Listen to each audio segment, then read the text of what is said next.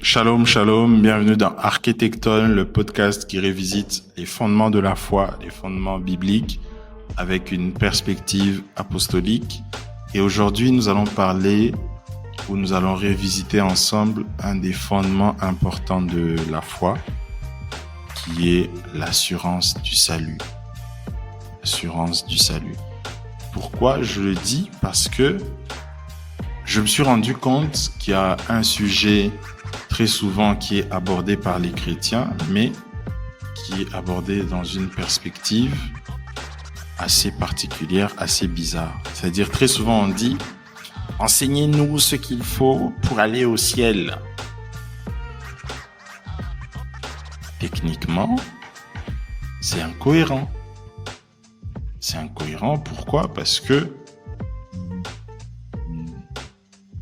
ça fait voir les choses où ça captive les gens dans cette manière de penser que ils sont pas encore bien sauvés, ou il y a encore un autre salut, ou encore que à n'importe quel moment ils peuvent perdre le salut, c'est-à-dire que il suffit qu'ils fassent un péché grave, puis boum, ils sont plus sauvés. Ça n'a pas de sens en fait. Ça n'a pas de sens. Et ce sont des choses que nous devons rediscuter calmement, en ayant une bonne conscience de l'évangile, afin de pouvoir mieux expliquer ou mieux comprendre déjà les choses et vivre dans une vie triomphante. Avoir une vie de foi triomphante. Déjà, comprendre c'est quoi le salut, de quoi nous sommes sauvés, où est-ce que nous allons, parce que c'est des choses, des fois ça dérange beaucoup de mes frères, les chrétiens religieux, parce qu'ils veulent vivre dans la religiosité, c'est-à-dire faire des rites ici et là, genre chercher à atteindre Dieu sans être avec lui, ou atteindre Dieu mais sans Dieu. Et ça, c'est problématique. Donc, déjà, c'est nécessaire de comprendre c'est quoi l'évangile. Je vais faire un résumé de mon premier épisode. L'évangile, c'est la bonne nouvelle, c'est la nouvelle incroyablement incroyable à accepter, qui nous fait savoir que Dieu nous permet d'être participants de sa nature, d'être enfant de Dieu, de naître d'en haut, qu'il y a un nouveau royaume qui est là, qui règne, et Jésus-Christ en est le Seigneur, et nous sommes sauvés de la perdition, de la condamnation de ce monde, parce que ce monde est condamné à cause du péché d'Adam.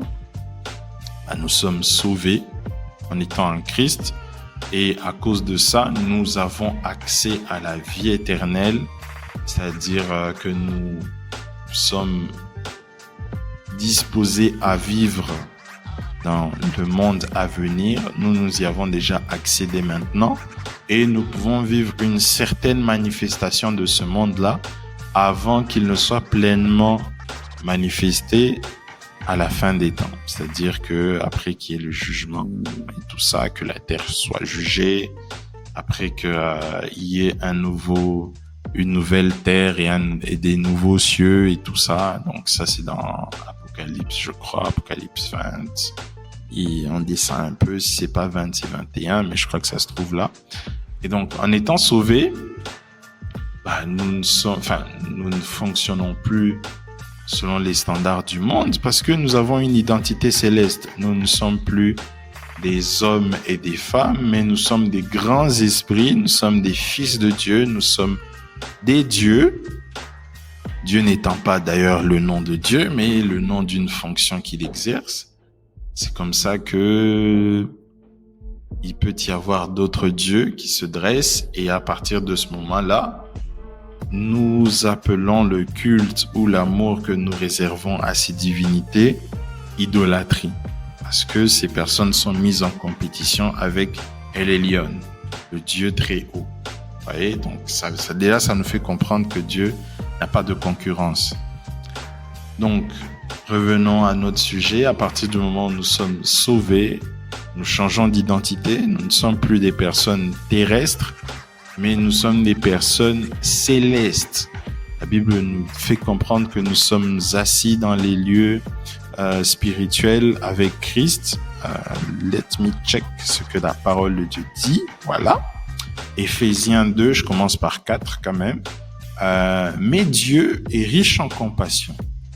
À cause du grand amour dont il nous a aimés, nous qui étions morts en raison de nos fautes, il nous a rendus à la vie avec Christ. C'est par grâce que vous êtes sauvés. Il vous a ressuscité et il vous a fait asseoir avec lui dans les lieux célestes en Jésus-Christ. Il a fait cela afin de montrer dans les temps à venir, donc ces temps-là qui doivent venir, la vie éternelle se trouve dans les temps à venir. Voilà. Il a fait cela afin de montrer dans les temps à venir, qui sont différents du temps présent, c'est-à-dire l'ère adamique dans laquelle nous sommes, qui est justement condamnée à jamais à cause du péché. Oui, il a fait cela afin de montrer dans les temps à venir l'infinie richesse de sa grâce par la bonté qu'il a manifestée envers nous en Jésus-Christ.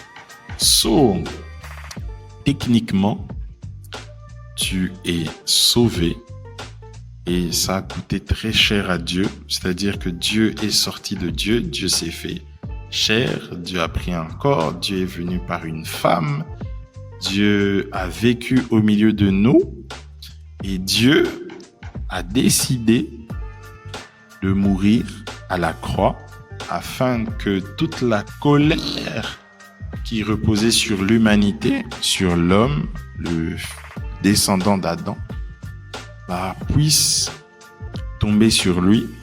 Et il a fait quelque chose de nouveau, d'exceptionnel, c'est qu'il a créé un spécimen nouveau dans lequel il peut vivre désormais, dans lequel, en français, ça sonne pas extra, en fait. En anglais, on dit to host God, c'est-à-dire to host, accueillir. Bon, pas accueillir, héberger. Héberger, c'est pas si extra non plus, c'est-à-dire incarner. Bon, on peut parler incarner peut-être, oui, permettre à Dieu d'avoir une chair dans laquelle il peut, non pas une chair, un corps dans lequel il peut agir sur terre à travers chacun de nous, tous ceux qui sont conduits par l'Esprit, tous ceux qui sont en Jésus-Christ. Nous sommes des temples vivants, nous sommes des autels vivants, les temples du Saint-Esprit dans lesquels il peut habiter, établir son siège et vivre, exprimer Jésus-Christ et manifester, exprimer par nos paroles, manifester Jésus-Christ par nos actes. Et c'est ça que tous les esprits cherchent à faire. Qu'ils soient bons comme mauvais, tous les esprits cherchent une chose: s'exprimer et manifester leur nature. S'exprimer, manifester leur nature. S'exprimer, c'est comme ça que nous les voyons, que ce soit X, Y type d'esprit, ils cherchent à s'exprimer et à faire connaître leur nature, faire connaître ce qu'ils sont. Et donc, à partir de ce moment-là, quand on comprend notre identité, que nous sommes enfants de Dieu, que nous sommes sauvés, nous ne fonctionnons plus, au fait,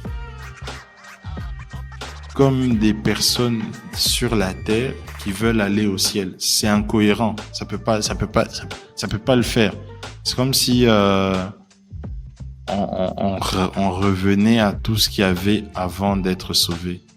Parce que nous ne sommes plus du monde. Nous ne sommes plus de la terre. Nous sommes du ciel. Le ciel, c'est le siège du gouvernement de Dieu. Le ciel est ton trône. La terre, ton marchepied. D'ailleurs, les cieux ne peuvent le contenir. Ce n'est pas l'habitation de Dieu. Dieu siège dans une lumière impénétrable que nul homme n'a pu voir. Mais il a choisi le ciel comme le siège de son gouvernement. Et c'est à partir du ciel que nous fonctionnons aussi, parce que nous sommes le corps de Christ. Nous sommes le corps de Christ. La prière même que Jésus a enseignée aux apôtres parce qu'il le dérangeait. Bon, moi, c'est quelque chose qui m'a toujours fait rire. Genre, vous êtes avec Jésus, mais vous regardez ce que Jean-Baptiste fait et vous voulez copier ce que Jean-Baptiste fait parce que vous avez vu que eux ils font ça et vous n'êtes pas satisfait de votre manière de fonctionner avec Jésus. C'est quand même bizarre. Hein? Peut-être que Jésus, au fond, n'avait pas une vie de prière ostentatoire. Il avait une vie cachée. D'ailleurs, quand on lit les Écritures, on se rend compte qu'il aimait bien aller rester dans son coin, passer la nuit en prière. Donc, sûrement que les disciples ont vu que ça ne donne pas, hein, c'est pas très intéressant. Nous, on aime le bruit. Nous, on aime ressembler aux autres. Nous, on veut faire comme les autres. Donc, plutôt que suivre, demander à Jésus, enseigne-nous comment toi tu pries. Eux, ils viennent demander avec la mauvaise motivation. Oh, enseigne-nous à prier comme les disciples de Jean-Baptiste. Très étrange. Et bon, Jésus leur donne un modèle de prière et il dit que ton règne vienne et que ta volonté soit faite sur la terre comme au ciel.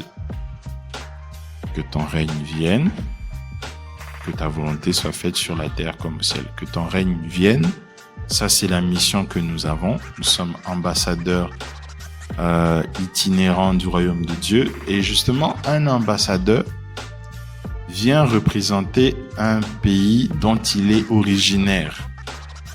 Un ambassadeur, dans le sens où, bon, moi je suis congolais. Donc si je deviens demain ambassadeur plénipotentiaire de la République démocratique du Congo en France, quoique je suis en France, je ne suis pas français. Je suis congolais. Et partout où je vais, je représente la RD Congo. Genre, je représente le Congo. Je ne serai jamais français parce que je suis ambassadeur de RDC. Donc, on peut pas dire que on doit avoir des enseignements ou une manière qui nous mène au ciel alors que nous sommes représentants du ciel. Nous sommes ambassadeurs du ciel. C'est par nous que le règne de Dieu vient. Le règne de Dieu se manifeste. Nous amenons, nous portons avec nous le règne de Dieu en tant qu'ambassadeurs itinérants du royaume de Dieu. Nous sommes ambassadeurs. C'est pas moi, c'est la Bible. Ambassadeur pour Christ. Je crois que c'est dans 2 Corinthiens 5, vers la fin, là-bas. Juste avant qu'on dise les choses anciennes sont passées, voici toutes choses sont devenues nouvelles. Donc, que ton règne vienne, c'est nous. On peut pas douter de son salut, alors qu'on est déjà sauvé et qu'on a conscience qu'on est ambassadeur. Il y a cette conscience-là, je crois, qui manque à beaucoup de croyants. Bon, j'ai du mal à dire chrétien parce que chrétien, il y a beaucoup d'incrédules, il y a beaucoup de gens qui sont chrétiens pour la forme, il y a beaucoup de gens qui ne savent pas en quoi ils croient, qui n'ont aucune conviction. Mais bon, parce que ça a toujours été comme ça, il est né dans une famille chrétienne, il va à l'église depuis son enfance, donc dans sa tête il est chrétien, mais dans ses convictions. Et puis bon, on a beaucoup de gens, beaucoup de chrétiens de façade, donc je préfère parler de croyants. Donc beaucoup de croyants, au fait, par manque d'enseignement adéquat, n'ont jamais réalisé leur identité. Je répète encore une fois, beaucoup de croyants, par manque d'enseignement adéquat, n'ont jamais réalisé qui ils sont vraiment. Et n'ont jamais eu cette conscience-là que tu es le temple du Saint-Esprit. Donc, dans ton corps habite ou réside la présence palpable de Dieu. Donc, quand tu te tiens, c'est Dieu qui se tient. Quand tu marches, c'est Dieu qui marche. Je sais que ça dérange les mentalités parce que tous ceux qu'on a l'habitude de te dire, c'est que tu es pécheur. Tu es sous la condamnation du péché. Tu vas mourir. Les pécheurs n'entreront pas dans le royaume de Dieu. Tu es pécheur. Tu as des péchés. Tu as des ceci. Tu as des cela. Mais ça n'a jamais aidé qui que ce soit. Je ne pense pas qu'une personne qui se noie a besoin qu'on lui explique que, tu sais que pendant que tu es en train de te noyer là, en fait, tu vas mourir et puis ton corps sera emporté par les eaux et puis tu vas, si on ne te retrouve pas, tu vas entrer en décomposition et tout le tralala. Non, il n'a pas besoin de ça. Je comprends. En fait, c'est un truc que je comprendrai jamais dans l'Église. C'est que nous avons un côté hautain où nous croyons être le nombril spirituel. Le nombril spirituel de la terre, en fait. Genre, on se croit être extra ceci, extra cela, alors que, comme nous venons de le lire, nous sommes sauvés par grâce. C'est par grâce, c'est une faveur imméritée. Il n'y a aucun d'entre nous qui ne mérite tout ce qui lui arrive en Dieu, toutes les bontés de Dieu, toute l'abondance des bontés de Dieu dans sa vie. Même le salut, c'est immérité. Donc Dieu a fait ces choses sans nous, pour nous. Donc Dieu a fait ces choses sans nous, mais pour nous, pour que nous puissions en bénéficier. Et c'est incompréhensible qu'on puisse être rempli d'orgueil pour nous croire supérieurs aux autres et les traiter d'une manière sans sens. Nous avons du sang sur les mains. Il y a des personnes qui risquent de ne jamais être sauvées à cause de nous. Parce que nous les avons traités comme des moins que rien, nous les avons rabaissés, nous avons établi un jugement définitif sur eux, genre toi, ton cas est fini, Dieu ne peut pas te sauver. Ah, genre, est-ce que on a déjà pris le temps de réaliser que que le voleur à la croix, genre, c'est à la dernière minute qu'il a été récupéré. Là, à la dernière minute. Vous allez peut-être me demander, oui, mais comment ça se fait que Dieu certains peuvent même dire que Dieu est injuste d'accorder le salut à ces personnes-là. Genre, oui, mais en voyant tout ce qu'il a fait, en voyant tout ce qu'elle a fait, mais en voyant tout ce que toi-même tu as fait d'abord. Toi, tu penses, hein? Est-ce que toi, tu penses vraiment que tu méritais quelque chose? Hein? Tu penses vraiment, genre, si on se regarde droit dans les yeux, tu penses vraiment? Tu penses? Comment, toi qui as bénéficié de la grâce, parce que peut-être selon tes standards, tes péchés ne sont pas aussi grands que ceux de l'autre, l'autre ne peut pas bénéficier pendant que toi, tu en as bénéficié.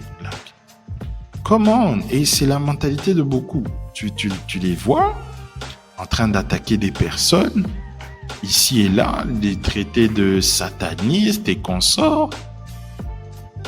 Mais qu'est-ce qui vous dit que ces personnes-là, à la fin ou au soir de leur vie, ne peuvent pas réaliser que oui, Jésus-Christ est Seigneur, j'ai besoin de toi Seigneur, même à la dernière minute.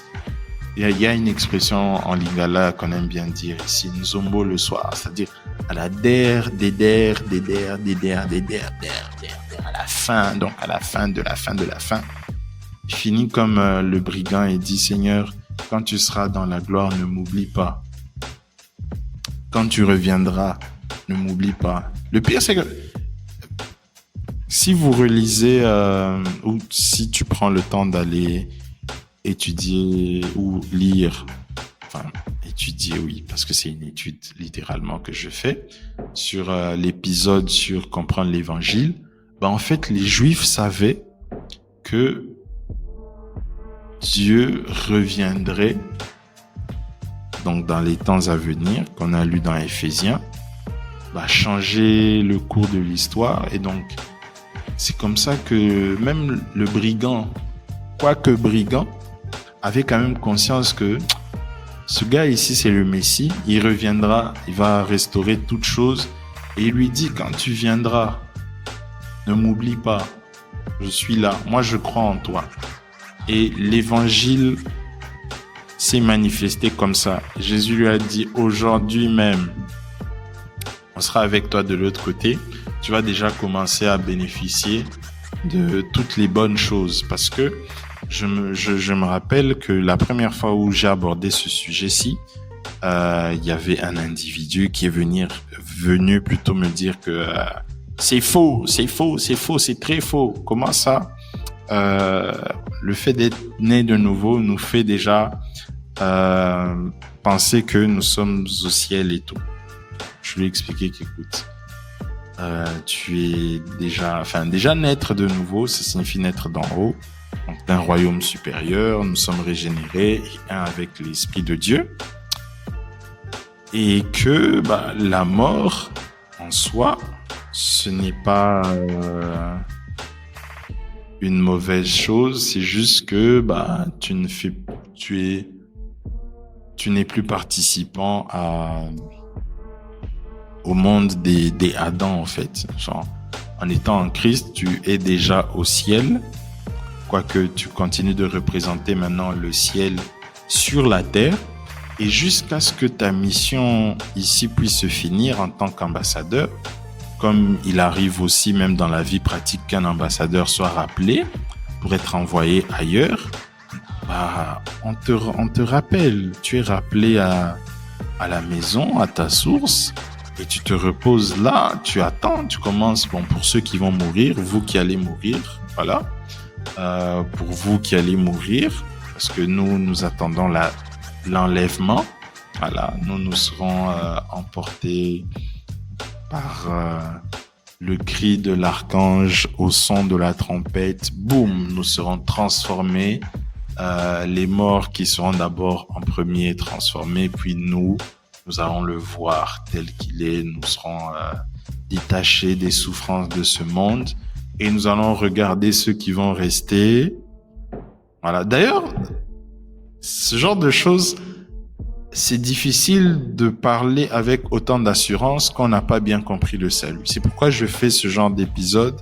C'est pourquoi le Seigneur m'a mis comme fardeau d'insister sur ce genre de choses, parce que si on n'est pas conscient de notre nature, conscient du salut, ça fait que nous allons fonctionner avec la conscience du péché.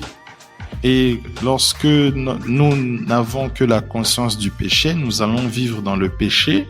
Et le péché conduit à la condamnation. Et la condamnation conduit à la culpabilité. Et la culpabilité fait que nous sommes faibles spirituellement. Et en étant faibles spirituellement, nous pouvons être en Christ, mais on va vous bouffer, vous, pas moi. Moi, je suis pas faible spirituellement. Moi, je suis en Christ, bien conscient de mon identité. Je suis pas faible spirituellement. Bon, pour ceux qui sont faibles spirituellement, voilà. Pas toi. Toi, t'es pas faible spirituellement. Pas après avoir écouté tout ce que j'ai pu partager. Ta révélation de Christ a grandi, donc ça peut pas être toi. Donc, pour les autres, là, qui sont faibles spirituellement, ils vont se faire sérieusement bouffer. Donc, comme ils vont se faire taper sérieusement, donc tous les esprits vont venir, les mauvais esprits vont leur faire du sale, du très sale, parce que la conscience de qui ils sont n'est pas là. Et comme j'ai pu le dire, je crois que c'est dans l'épisode sur l'identité, c'est que le diable, dans ce qu'on appelle le combat spirituel, la première chose qu'il attaque, c'est l'identité. Regardez, quand il va tenter Jésus, es-tu réellement le Fils de Dieu? Si tu es le Fils de Dieu, fais ceci. Et le fait de ne pas avoir conscience de son identité fait qu'on n'a pas l'assurance du salut. Tu sais pas si tu es sauvé, tu sais pas si tu dois faire ceci. Non, c'est une fois et une fois pour toutes. Genre ça coûte tellement cher à Dieu que il peut pas se permettre de te perdre juste comme ça. Genre, quelque chose qui a coûté la vie de Christ, la vie du Seigneur. Genre, Jésus-Christ est mort. Imagine, déjà, est-ce qu'on a déjà pris le temps bon, on va le faire ensemble. Genre, Dieu sort de Dieu dans la gloire où il était et il vient sur terre s'enfermer dans un corps, mourir, aller dans les régions inférieures de la terre, libérer les captifs, remonter et tout ce qu'il y a à faire. Et le coût de toute cette chose-là, c'est pour que toi et moi nous soyons sauvés. Et au moindre pépin ou à la moindre escarmouche, tous les Congolais se reconnaîtront dans cette expression. Donc, à la moindre escarmouche, tu perds ton salut. Ah! Oh là là là là! Non, c'est pas pour rien. Cette conscience-là doit rester en nous, cette conscience de la divinité que nous avons, cette conscience de notre statut. Nous sommes ambassadeurs itinérants du royaume des cieux. Royaume des cieux, royaume de Dieu, c'est la même chose. C'est la même chose, c'est le règne de Dieu qui est manifesté. Il y en a qui vont dire, oui, le royaume de Dieu, c'est tout ce que Dieu a créé, et le royaume des cieux, c'est justement là où le Seigneur Jésus est reconnu comme Seigneur. It's up to them. C'est propre à eux, mais de base, c'est la même chose. C'est partout un royaume, enfin forcément un royaume inclut un monarque. Et notre royaume n'est pas physique, il est spirituel. Donc nous représentons un monarque. Nous sommes ambassadeurs itinérants du royaume de Dieu. Et à cause de ce statut-là, il y a une consécration que nous devons avoir. Il y a une manière de vivre que nous devons faire connaître. La nature de Dieu que nous avons, c'est ça la sanctification, l'expression de la nature de Dieu que nous avons. La sanctification, c'est ça. Parce que Dieu est saint, Dieu est mis à part, Dieu est à part, il est différent de tout le reste. Quand les anges crient à lui saint, saint, saint, c'est pas pour dire sans péché. Non, c'est juste que tu es élevé, tu es au-dessus de nous, tu es différent, tu es grand, tu es exceptionnel, tu es juste saint, tu es à part. Et d'ailleurs, ce qui est juste exceptionnel, c'est que les anges, déjà, ce qui fait qu'ils peuvent pas enseigner l'évangile, c'est qu'ils comprennent rien à ça. Ils comprennent rien à la nouvelle alliance. Ils comprennent rien de rien. L'apôtre Pierre, je crois, dit que ils désirent plonger leur regard dans l'alliance dont nous bénéficions, mais ils comprennent pas. Donc ça les dépasse. Mais Seigneur, ils pêchent. Oui, va continuer de lui rendre ministère. Bon, nous allons parler des anges dans un épisode, si le Seigneur le permet. Mais les anges ne fonctionnent pas techniquement, ne fonctionnent pas selon les standards de la nouvelle alliance. Ils ne fonctionnent pas à cause de la grâce. Ils comprennent rien à la grâce. Ils comprennent rien du tout. Rien du tout. Pourquoi? Parce que ils fonctionnent selon l'ancienne alliance. C'est comme ça, selon les autels et tout ça. Bon, on va parler de ça peut-être une autre fois, mais c'est pas pour aujourd'hui. Mais comprenons que nous sommes ambassadeurs plutôt itinérants du royaume de Dieu. Nous représentons Christ. Il y a une attitude à avoir. Il y a quelque chose, qui doit nous caractériser et qui fait que, à cause de l'assurance du salut, d'ailleurs même, lorsque l'assurance du salut est comprise, il y a certains enseignements qui ne marchent, qu'on va directement rejeter. C'est-à-dire, on comprend que l'une des caractéristiques des faux docteurs, c'est que ils vous enseignent des choses, entre guillemets, pour aller au ciel. Tu es déjà au ciel, mon frère. Tu es déjà au ciel, ma sœur. Comment on va encore t'enseigner des choses pour que tu ailles là où tu es déjà? Au contraire, tu seras attiré par des enseignements qui vont te faire réaliser que tu dois manifester sur terre ce qui est tien dans les cieux. Tien, c'est-à-dire ta nature, ton caractère. C'est des enseignements qui nous poussent à justement que ta volonté soit faite sur la terre comme au ciel. Que ta volonté soit faite sur la terre comme au ciel. Déjà, je viens en 30 minutes de démonter plusieurs faux enseignements des manipulateurs ici et là qui vous exploiter, et je pense qu'ils ne vont plus vous exploiter parce que c'est la vérité des Écritures. Encore une fois, ce n'est pas moi, c'est la vérité des Écritures. Si peut-être tu as des doutes, prends le temps d'étudier, prends le temps d'observer, étudie la nouvelle naissance, le fait d'être né d'en haut, étudie le terme, prends juste le terme ambassadeur. Genre, comme j'ai pu le dire. Si je suis ambassadeur de la République démocratique du Congo en France, aux États-Unis, je peux vivre en France, mais je ne suis pas français. C'est comme ça que la Bible nous dit, vous êtes dans le monde, mais vous n'êtes plus du monde. Nous sommes dans le monde. Désolé pour les Français ou les Américains, c'est pas pour vous attaquer, mais bon.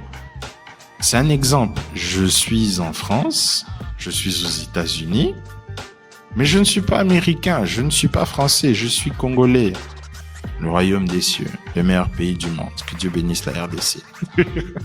Mais voilà quoi. Genre, je représente la RDC, je représente le Congo. Donc, je viens du Congo.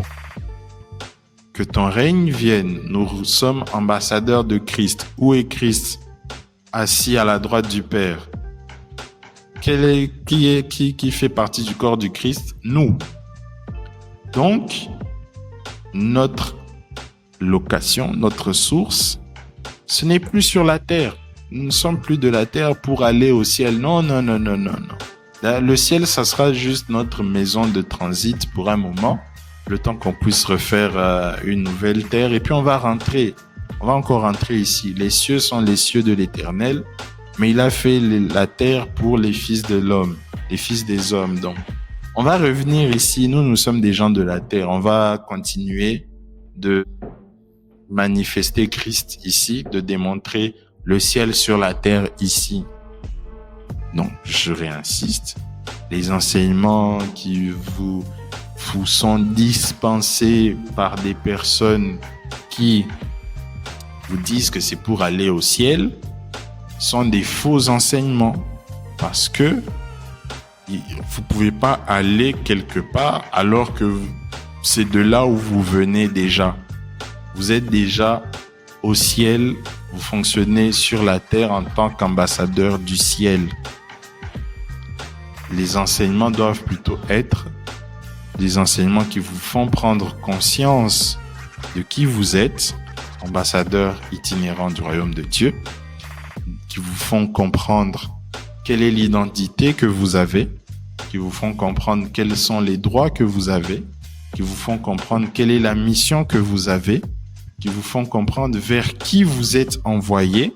Ça, c'est très important, vers qui vous êtes envoyé, parce que en tant qu'ambassadeur, on n'est pas envoyé partout. Un ambassadeur a un ordre de mission vers l'endroit ou des individus vers lesquels il est envoyé.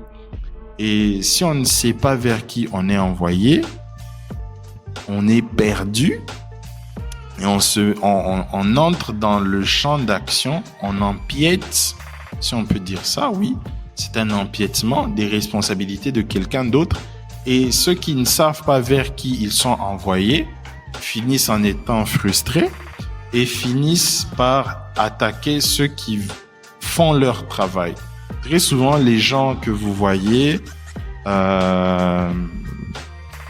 sur YouTube, qui ouvrent des chaînes pour critiquer X, Y, Z, serviteurs de Dieu. Bon, déjà, en passant, nous sommes tous serviteurs de Dieu, voilà. Mais qui font qui ouvrent des chaînes pour attaquer X, Y serviteur qui fait avancer l'évangile. C'est des gens qui sont frustrés. Pourquoi? Parce que ils ne savent pas ce qu'ils font. Ils ne savent pas vers qui ils sont envoyés. Et c'est comme ça qu'ils sont perdus. C'est la frustration.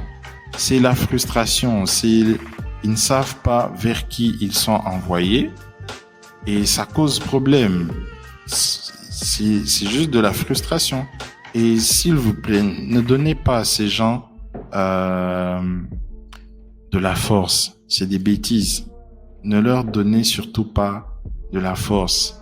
Pardon, vous êtes en train de les enrichir pour rien. Pour rien, mais pour rien.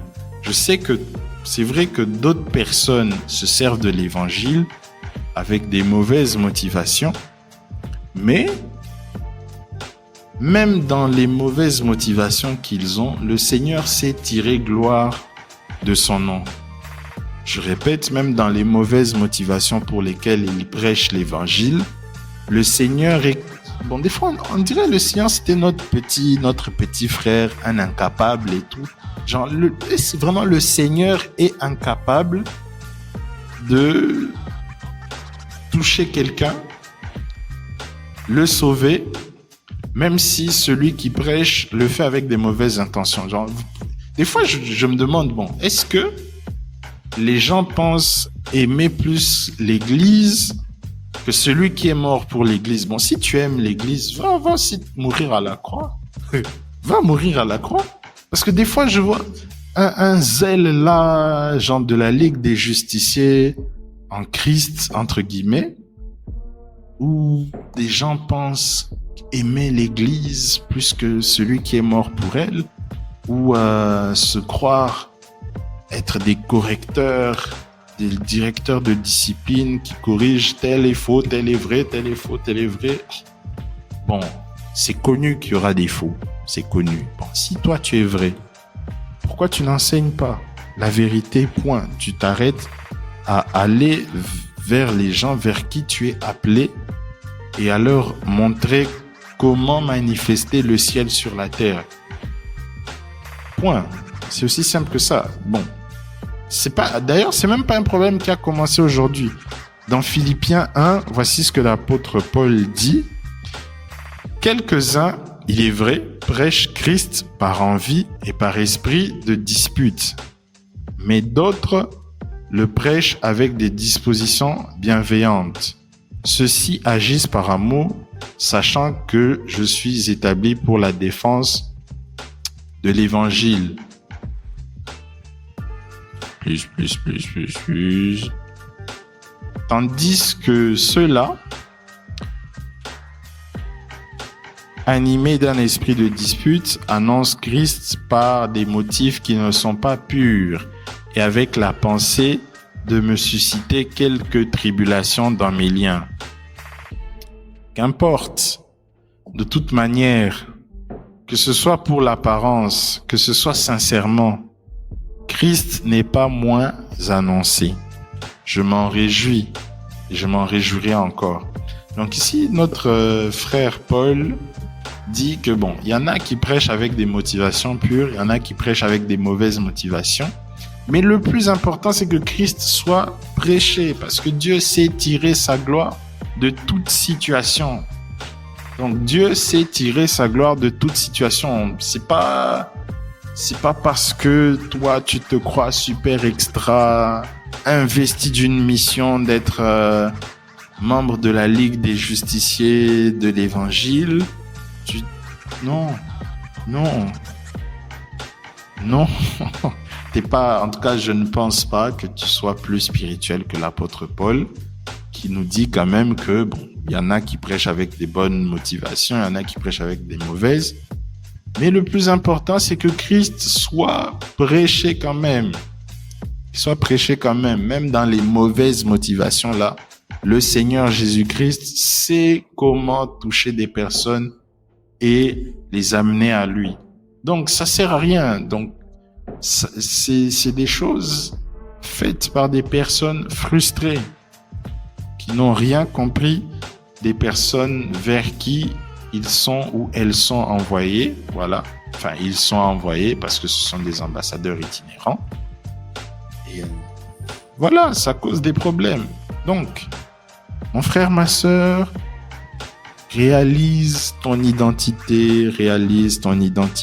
Tu es un ambassadeur plénipotentiaire et itinérant du royaume de Dieu. Tu représentes le Seigneur, tu représentes un gouvernement, le royaume des cieux. Et à cause de ça, tu es déjà sauvé, tu es déjà au ciel. C'est le ciel que tu dois amener sur la terre en manifestant la volonté de Dieu. Bon, ça, c'est un autre sujet qu'on va développer petit à petit pour comprendre l'importance de la grâce prophétique, qui est justement le canal par lequel nous avons conscience, nous avons conscience de ce qui se passe au ciel pour l'accomplir sur la terre, parce que en tant que fils, comme Jésus le dit, je crois que c'est dans Jean 5, le fils ne fait rien sans avoir vu le Père l'accomplir. Donc le Père travaille au ciel parce que sa parole est établie dans les cieux, et nous reproduisons ce travail sur la terre, et à cause de ça, il y a des anges qui sont déployés pour accomplir cette volonté-là, pour établir cette volonté-là sur la terre. Donc, tu es déjà sauvé. Fuis ces personnes qui enseignent des choses incongrues. Fuis ces personnes qui enseignent des choses insensées. Fuis ces faux docteurs. Et si c'est un enseignant qui me suit, change ta perspective, mon frère. Change ta perspective, ma sœur. Et équipe les chrétiens, équipe les croyants à fonctionner dans une identité nouvelle. Je pense que toi-même aussi, tu as besoin de fonctionner dans une identité nouvelle. Et le fait de te voir comme ambassadeur plénipotentiaire et itinérant, ou haut représentant du Seigneur Jésus-Christ. C'est des titres, ça sonne bien. Genre quand tu te vois tel que tu es, c'est bien. D'ailleurs, le fait de se voir comme citoyen du ciel, ça fait qu'on a un ascendant sur l'ennemi. Pourquoi? Quand tu te vois comme juste quelqu'un qui doit encore aller au ciel, ça fait que Satan et sa cohorte peuvent se foutre de toi, ils peuvent te faire croire, parce que c'est un illusionniste, te fait croire des choses, et parce que tu y crois, tu lui donnes de la force. Te fait croire des choses, et parce que tu y crois, tu lui donnes de la force, et justement, en lui donnant de la force, il se fout de toi. Il se fout de toi, et c'est comme ça que beaucoup de batailles sont perdues, non pas parce que le diable est plus fort, non. C'est juste que la manière dont tu te percevais est terrible. Même dans la parole, lorsque les enfants d'Israël devaient entrer dans Canaan, lorsqu'ils sont allés à Jéricho, ils reviennent, ils disent « Nous nous sommes vus comme des sauterelles à leurs yeux ». Vous voyez, beaucoup de gens se voient comme une sauterelle aux yeux de Satan. Et forcément, ils ne peuvent pas expérimenter la victoire de Christ parce qu'ils ne se voient pas comme représentants de Christ, comme membres actifs du royaume des cieux. Ils se voient comme des petits bonhommes, des petites personnes, comme des sauterelles aux yeux d'un géant qui est Satan, qui serait tout puissant et tout ça. Et c'est comme ça qu'ils perdent la bataille. Je l'ai dit et je le répète encore, l'essentiel du combat spirituel se trouve au niveau des pensées. Quelle est la perception que tu as de toi? Est-ce que tu te perçois comme enfant de Dieu, participant à la nature divine, ayant le même ADN que Dieu, ambassadeur du royaume de Dieu ou tu te perçois comme une sauterelle. Quand tu te perçois comme ambassadeur, tu réalises qu'il y a ce qu'on appelle une immunité diplomatique. On ne peut pas te toucher juste comme ça. Si on t'attaque, c'est ta nation qui est attaquée. Et quand ta nation est attaquée, ta nation déploie tout ce qui est nécessaire pour riposter. Donc, quand on se voit juste comme une sauterelle, qu'est-ce qu'on fait avec une sauterelle? On l'écrase. Et puis, c'est fini, on n'en parle plus. Mais quand tu te vois comme ambassadeur, tu sais que tu fonctionnes avec une immunité diplomatique. Tu sais que je suis couvert, mes arrières sont couvertes. Tu ne marches pas juste comme ça. Un ambassadeur ne marche pas juste comme ça. Oh, il sait qu'il y a une sécurité pour lui. Il sait que il est pris en charge. Il sait que il y a des choses pour lesquelles il n'a pas de soucis. Ça ne le dérange pas. C'est toute une vie victorieuse qui se dresse juste parce que tu sais réaliser que tu es ambassadeur du royaume de Dieu. Le diable ne peut pas te déranger, ne peut pas te faire croire que Dieu t'a abandonné, que Dieu ne t'aime pas, que Dieu ceci. Pourquoi? Parce que tu n'es pas dans son royaume. Tu es ambassadeur du royaume de Dieu. Tu es pris en charge. Tout de toi vient de Dieu. Dieu est ta source. Comment ta source qui t'envoie peut se retourner contre toi? Si les hommes le font, Dieu n'est pas un homme pour mentir, ni un fils de l'homme pour se repentir. Please. Change la manière de te voir et tu auras ce courage-là de manifester. D'ailleurs, même, le fait d'avoir conscience que tu es un ambassadeur, ça va changer même ta perspective, même ton rapport avec le péché. Tu vas comprendre que bon, ça, c'est pas mon truc. Genre, un ambassadeur ne peut pas se rabaisser à ce genre de choses. Il y a un prestige qui nous accompagne, qui accompagne la royauté que nous sommes. Tu peux pas voir un roi qui se roule dans la boue. Tu vois, ça sonne pas, c'est pas ton truc, tu vois. Tu ne réfléchis pas à certaines choses parce que tu n'en as même pas conscience, c'est pas ton truc. Toi, tu es là en train de voir comment appliquer les principes spirituels de ton royaume, comment développer la culture de ton royaume, comment faire connaître ton royaume. C'est ce qu'on fait dans les ambassades. On veut connaître à quoi ressemblent les États-Unis, où on a besoin d'ailleurs même en le réalisant, si tu réalises que tu es ambassadeur, dans tous les pays du monde, si on a envie d'accéder au pays à ce pays-là, selon là où on se trouve, on passe par l'ambassade. Et qui est-ce qu'on rencontre? L'ambassadeur. Qui est celui qui décide que tu as accès ou non? C'est l'ambassadeur. Donc, il y a des gens qui ont besoin d'accéder au royaume de Dieu, qui ont besoin que l'ambassadeur que tu es puisse leur donner accès. À travers quoi? À travers la prédication de l'évangile et à travers la manifestation de la puissance de Dieu. Il y a des gens qui ont besoin, quand ils veulent connaître quelque chose sur les États-Unis, qu'est-ce qu'ils font? Ils vont sur le site de l'ambassade où ils se présentent à l'ambassade pour avoir des informations. Comment ça se passe dans ton pays? Où est-ce qu'ils le font? Ils le font à l'ambassade. Ils doivent rencontrer qui? Le service administratif de l'ambassade. Donc, techniquement, si quelqu'un a envie de savoir les choses d'en haut, c'est pas pour rien que l'apôtre Paul pouvait nous dire: affectionnez-vous aux choses d'en haut, affectionnez-vous aux choses de chez vous. De chez vous, c'est où? De chez nous, c'est où? C'est au ciel. Il y a des choses à connaître, il y a des choses à découvrir, il y a des expériences à avoir, il y a des choses de là-bas que nous devons faire connaître ici. Ils doivent goûter combien Dieu est bon, ils doivent sentir combien Dieu est bon. Et ça se fait par qui? Par l'ambassadeur que tu es, par l'ambassadeur que je suis, par l'ambassadrice que tu es. Donc, nous devons avoir des informations sur ton pays d'origine, ta nation d'origine, la nation céleste, par toi, par moi. Et c'est nous qui avons accès, qui donnons accès par la prédication de l'évangile.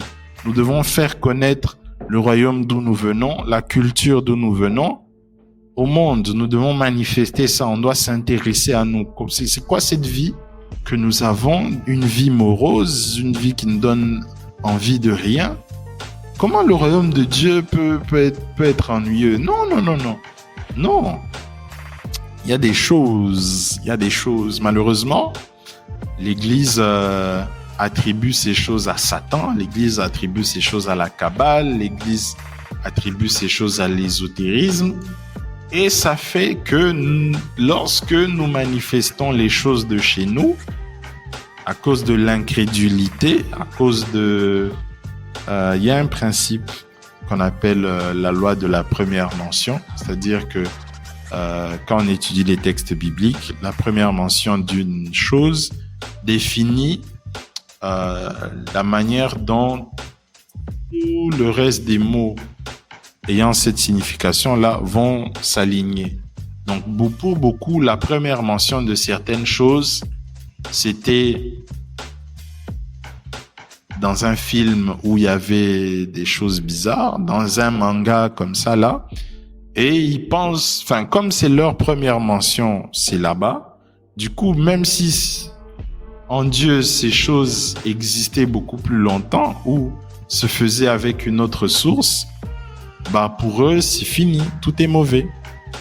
Et très souvent, malheureusement, beaucoup de chrétiens décident de placer leur cerveau en mode avion. Ils se disent, on réfléchit plus, voilà, on devient stupide et puis voilà.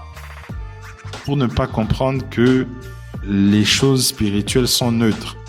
Je prends mon téléphone, il est neutre. Il est neutre. Je peux l'employer soit pour aller dans un site X, ou soit je peux l'employer pour prêcher l'évangile. Le téléphone est neutre. Mais moi, la source de celui qui utilise est différente. Ça peut être soit pour faire une mauvaise chose, soit faire une bonne. Bref. Monsieur l'ambassadeur, Madame l'ambassadrice du royaume de Dieu, sois conscient de ton identité. Tu es déjà assuré d'être sauvé. Le péché ne fait pas partie de ta nature. C'est pourquoi si tu tombes, c'est prévu déjà par le sang de Jésus. Christ est mort pour nos péchés passés, présents et futurs. C'était déjà prévu. C'était déjà prévu. C'était déjà prévu de chez prévu. Tu as déjà été lavé de tes péchés. Même l'imagerie du fait d'être lavé de ses péchés, c'est cette douche-là que prenaient les personnes avant de rencontrer un roi ou avant d'être intronisées. Quand on voit par exemple la reine Esther, elle a fait une année de préparation où elle a été traitée d'une manière particulière. On l'a lavée. Et le péché était cette tache-là, une tache dans laquelle nous étions embourbés, qui nous caractérisait. Et le sang de Christ nous a lavés, nous a fait transformer. Donc, ce n'est même plus dans ta nature de péché, c'est plus toi. Ton âme, c'est ta chair qui, c'est ton âme qui a un souci, qui doit être reconditionnée. C'est ta chair qui te conduit. La chair, c'est pas le corps. La chair, c'est la nature spirituelle de l'homme déchu. C'est à cause de la chair que la condamnation existe. Or, la chair a été crucifiée avec Christ et nous sommes régénérés. Nous n'avons plus la chair. La chair est morte. Tu as peut-être le même corps, tu as la même âme, mais tu n'es plus la même personne. Tu as le même corps, tu as la même âme, mais tu n'es plus la même personne. Ce n'est plus toi. C'est différent. Tu es un spécimen nouveau. Toutes choses sont devenues nouvelles. Tu es différent. Tu es différente. C'est ça la nouvelle naissance. C'est ça la nouvelle naissance, c'est différent. C'est des choses, on ne les comprend pas avec la logique parce que c'est toujours le même corps, c'est toujours la même âme. Mais qu'est-ce qui s'est passé? Ma chair est morte avec Christ et là, c'est mon esprit qui est régénéré. Je suis la personne qui est le temple de Dieu. Je permets à Dieu d'être incarné dans mon corps. Voilà. Je permets à Dieu d'être incarné dans mon corps. C'est ça. Quand on comprend ça, on marche dans l'autorité. Quand on comprend ça, on marche dans la sanctification. On exprime la divinité de Dieu en nous à travers la sanctification. Quand on comprend ça, on manifeste l'amour de Dieu différemment. Quand on comprend ça, il n'y a plus rien qui nous effraie. L'ennemi ne peut plus nous attaquer parce que c'est un menteur. Qu'est-ce que fait un menteur? Il ment. Et si tu crois à ces mensonges, c'est ton problème. Il y a des choses, ce n'est plus Dieu, c'est nous-mêmes. Il y a des choses, ce n'est plus Dieu, c'est nous-mêmes. Donc, pour finir, aie conscience de ton identité.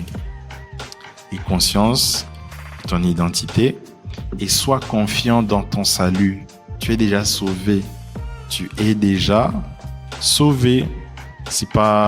Ça coûte tellement cher à Dieu qu'il peut pas juste te laisser comme ça là. Tu sais, si quelque chose te coûte $1 million et une chose te coûte $1 ou €, ou je prends quelque chose te coûte 100 millions de francs CFA et une chose qui te coûte 100 francs CFA, c'est pas la même valeur. C'est pas du tout la même valeur. Tu peux perdre une chose qui coûte €1, $1, 100 francs CFA, ça passe. Mais 100 millions de francs CFA, tu vas veiller dessus, hein. Tu vas veiller dessus. Tu vas bien veiller dessus.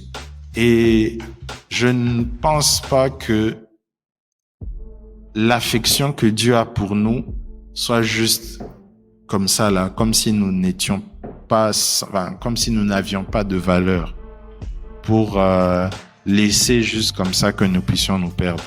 Je ne pense pas. Je ne pense pas que Dieu, qui, en voyant Adam, la première chose qu'il a faite, c'est Adam a péché et Dieu lui dit, Adam, où es-tu? Dieu est venu chercher Adam. Où es-tu? Il ne l'a pas condamné, il n'a pas dit tu es pécheur, tu es condamné et tout ça, non. La condamnation est venue parce que Adam s'est identifié à la voix de quelqu'un d'autre, à la mauvaise source, avait la conscience d'une mauvaise identité. Dieu lui a demandé, qui t'a dit que ça. Et puis il s'est mis à dire qui lui a dit. Laisse le Saint-Esprit te conduire, sois qui tu es en Jésus-Christ et que Christ soit pleinement formé en toi. N'oublie pas de t'abonner, n'oublie pas de partager et si tu le fais, sois béni de toute forme de bénédiction spirituelle en Jésus-Christ.